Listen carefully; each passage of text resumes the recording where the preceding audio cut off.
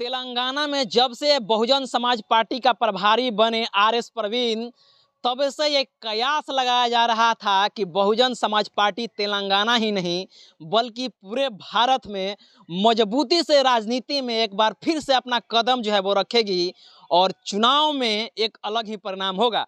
RS. Praveen का इतना ही नहीं, जो है वो आज़ाद समाज पार्टी के राष्ट्रीय अध्यक्ष चंद्रशेखर आज़ाद से भी तुलना किया जाने लगा कि देखिए आप बहुजन समाज पार्टी ना ज्वाइन करके कितना बड़ा गलती किए हैं चंद्रशेखर आज़ाद जी। ये मौका आप छोड़ दिए हैं, तो ये मौका को लपक लिए हैं आर.एस. प्रवीण और इसके नेतृत्व में जो है वो इतना बड़ा व्यापक स्तर पर बहुजन समाज पार्टी का विस्तार हो रहा है।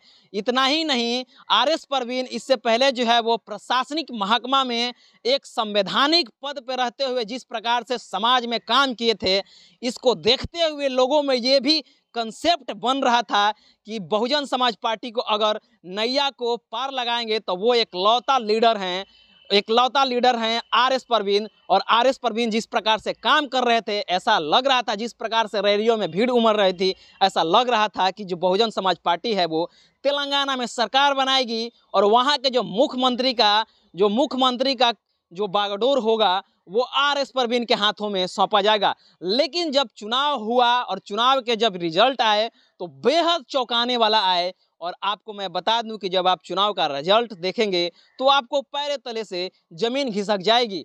आर.एस. प्रवीण जिसके प्रशासनिक महकमा में बहुत बड़ा दबदबा रहा है, जो समाज सुधार के रूप में बहुत विश्वास रखते थे और समाज में काफ़ी सुधार भी किए थे, वो जो है वो राजनीति में अपना किस्मत आजमाए तो किस्मत भी उनके साथ नहीं दी। जो उनके जनता जो तमाम रैलियों में पानी की तरह जो है वो समुद्र के पानी की तरह भीड़ इकट्ठा होती थी, वो समुद्र के पानी जो है वो एक नहर के पानी में तब्दील हुआ। और जो बहुजन समाज पार्टी के जो नेता थे आर.एस. प्रवीण, वो महज जो है वो कुछ वोट ला करके ही हार गए। मैं आपको वोट बता देता हूँ, जो विधानसभा था वो सिरपुर विधानसभा था तेलंगाना में। तो जो जीत हुआ है डॉक्टर पल्लवी हरीश बाबू का, जो भारतीय समाज पार्टी से थे, उनका जो है वो 63,702 वोट है और वो जीते हैं 3,088 वोट से। वहीं दूसरे नंबर पर जो कैंडिडेट हैं, मैं उनका बात करूं, कोरियनु कोनप्पा है, उनका जो है वो भारतीय राष्ट्र समिति से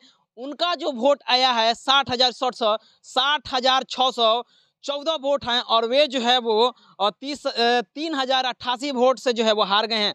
उसके अलावा जो तीसरे नंबर पर जो कैंडिडेट हैं वो हैं बहुजन समाज पार्टी के आर.एस. प्रवीण, जो कहा जा रहा था कि तेलंगाना का जो अगर सीएम का जो बागडोर सौंपा जाएगा वो इन्हीं के हाथों में सौंपा जाएगा। और ये महज जो है वो 44,646 वोट ही ला पाए हैं और वे हार गए हैं 19,056 वोटों से।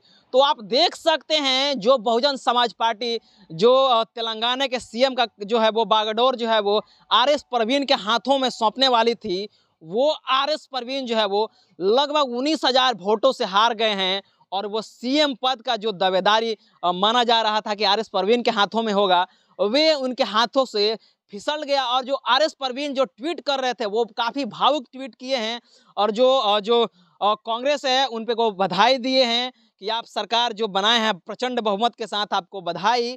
लेकिन जो है वो कहीं ना कहीं ऐसा लग रहा है कि आर.एस. प्रवीण का जो चुनावी जो कैंपेन था जो चुनावी कैंपेन था वो काफ़ी जो है वो अच्छा रिजल्ट नहीं दे पाया, जिस प्रकार से वो भीड़ उमड़ रहा था। तो काफ़ी अच्छा जो है वो चुनाव होने के बावजूद भी उनका जो रिजल्ट आया वो उतना संतोषजनक नहीं रहा है। जिस प्रकार से लोग उनसे उम्मीद पाल थे, जिस प्रकार से बहुजन समाज पार्टी को वो देख रहे थे, ऐसा लग रहा था कि वहाँ का सीएम जो है वो वहीं बनेंगे। लेकिन जो है वो चुनाव का रिजल्ट कुछ और बताया और वहाँ का सीएम कोई और बन गया। बाकी इस खबर को आप किस प्रकार से देख रहे हैं, आप अपना प्रतिक्रिया जरूर दीजिएगा। और चुनावी अपडेट को जानने के लिए, इसके रुझानों को पता करने के लिए आप हमारे चैनल को सब्सक्राइब कर लीजिए और इस वीडियो को अधिक से अधिक शेयर कीजिए। बहुत बहुत धन्यवाद।